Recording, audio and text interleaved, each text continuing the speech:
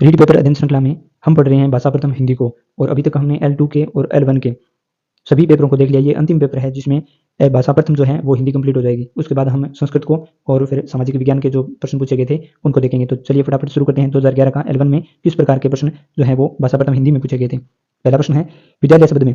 विद्यालय शब्द में यहाँ पर स्वर संधि है।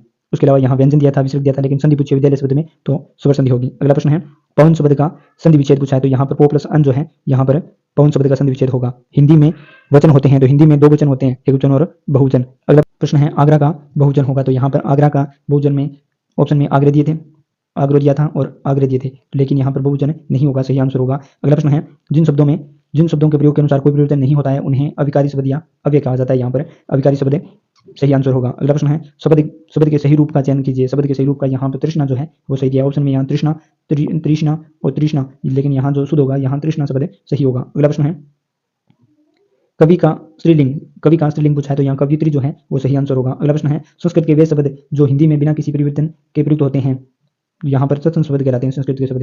अगला प्रश्न है जब किसी समास के दोनों पद प्रधान हो तो उसे द्वंद्व समास कहा जाता है, जिसके दोनों पद प्रधान हो। अगला प्रश्न है शुद्ध शब्द है, तो यहाँ पर उज्ज्वल शब्द जो है वो शुद्ध शब्द दिया गया है। अगला प्रश्न है अनुरक्त का विलोम पूछा है, अनुरक्त का विलोम होगा विरक्त। अगला प्रश्न है निम्न में किस समूह में सभी शब्द तत्सम है, तो यहाँ शर्करा, पवन, ज्येष्ठ और अग्नि, इन सब में यहाँ पर तत्सम शब्द दिए गए हैं। अगला प्रश्न है किस शब्द में कु उपसर्ग नहीं है, यहाँ पर उपसर्ग नहीं है कु, ये पूछा है, तो यहाँ कुशल में कु उपसर्ग नहीं है। उसके अलावा यहाँ पर कुरूप में कु उपसर्ग है, कुक्रम में कु उपसर्ग है और कुचाल में भी कु उपसर्ग दिया, लेकिन कुशल में कु उपसर्ग नहीं है। अगला प्रश्न है इन प्रत्यय का प्रयोग किस शब्द में हुआ है, तो पुजारिन शब्द में जो है वो इन प्रत्यय का प्रयोग हुआ है। ऑप्शन में यहाँ कठिन दिया था, चिन्ह दिया था और मौन दिया था, लेकिन पुजारिन में इन प्रत्यय का प्रयोग हुआ है। अगला प्रश्न है जिसमें पहला पद संख्यावाचक हो और जिसे किसी समूह का बोध कराए उसे द्विगु समास कहा जाता है। जिसमें पहला पद जो है वो संख्यावाची हो और समूह का बोध कराए वो द्विगु समास कहलाता है। अगला प्रश्न द्वंद्व समास में यहाँ पर नर नारी जो है ये द्वंद्व समास है, योजक चिन्ह से जुड़ा हुआ है। अगला प्रश्न है नगर में रहने वाले को कहा जाता है, तो नागर कहा जाता है। ऑप्शन में यहाँ शहरी और नगर वधु नौकर, लेकिन नगर दिया है, नगर में रहने वाला नागर, सही आंसर होगा। जातिवाचक संज्ञा नहीं है, तो यहाँ पर शैशव जो है वो जातिवाचक संज्ञा नहीं है। उसके अलावा लोहा में जातिवाचक है, लकड़ी में जातिवाचक है और पुस्तक शब्द में जातिवाचक संज्ञा है, लेकिन शैशव में जातिवाचक संज्ञा नहीं है। अगला प्रश्न है निम्न में किस वाक्य में संपादन कारक है पूछा है, तो राजा ने निर्धनों को कंबल दिए, राजा ने निर्धनों को कंबल दिए, यहाँ पर संपादन कारक है।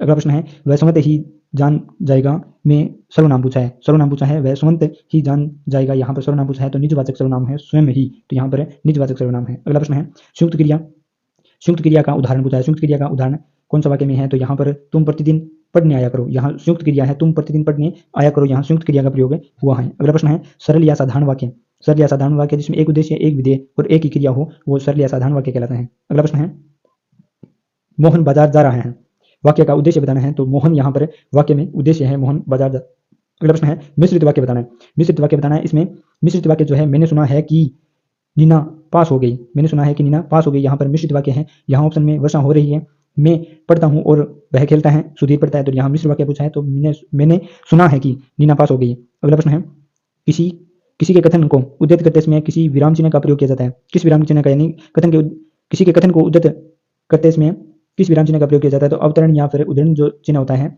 उसका प्रयोग किया जाता है। अगला प्रश्न है सही विराम चिन्हों वाला वाक्य है, तो यहाँ पर जो पत्र आया है, यहाँ पर अल्प विराम कहाँ है और आगे क्वेश्चन मार्क। सही विराम चिन्हों का प्रयोग जो पत्र आया है और कहाँ है ये सही दिया गया है। अगला प्रश्न है शेर को सामने देखे, ये वाक्य किस मुहावरे को पूर्ण करता है, यानी शेर को सामने देख मेरे प्राण सूख गए, ये जो मुहावरा है वो पूर्ण होता है। यहाँ पर शेर को सामने देखकर मेरे प्राण सूख गए, और यहाँ ऑप्शन में दिए थे शेर को सामने देखकर यहाँ आगे मैं 7वें आसमान पर पहुंच गया, मैं आग बबूला हो उठा, मैंने आसमान सिर पर उठा लिया, लेकिन सही आंसर होगा मेरे प्राण सूख गए। अगला प्रश्न है सही मुहावरा बताना है। यहाँ पर आंखों में धूल झोंकना सही मुहावरा है। उसके अलावा नेत्रों में मिट्टी डालना सही मुहावरा नहीं है। आंखों में रेत फेंकना, आंख में कचरा डालना, लेकिन आंखों में धूल झोंकना जो है सही मुहावरा है। अगला प्रश्न है हाथ न आना मुहावरे का निकटतम अर्थ बताना है। हाथ न आना, तो पकड़ में न आना, हाथ में न आना मुहावरे का निकट। ऑप्शन में यहाँ पर बहुत बड़ा होना, हाथों का व्यायाम करना, हाथ फैलाना, लेकिन सही आंसर यहाँ पर पकड़ में न आना, हाथ न आना। अंतिम प्रश्न है सिर फिर जाने का मतलब है अहंकारी हो जाना, यहाँ पर सिर फिर जाना। ऑप्शन में यहाँ पर चक्कर आ जाना, सर दर्द होना और पीछे मुड़कर देखने लगना, लेकिन यहाँ अहंकारी हो जाना जो है सिर फिर जाना सही अभिप्राय होगा। तो इस प्रकार के जो प्रश्न हैं वो 2011 के लेवल 1 में पूछे गए थे, और हमने हिंदी भाषा प्रथम को सभी पेपरों को देख लिया है, और अब हम जो आगे संस्कृत विषय भाषा जो द्वितीय है उसको देखेंगे, और फिर उसके बाद सामाजिक विज्ञान के प्रश्नों को देखेंगे। धन्यवाद।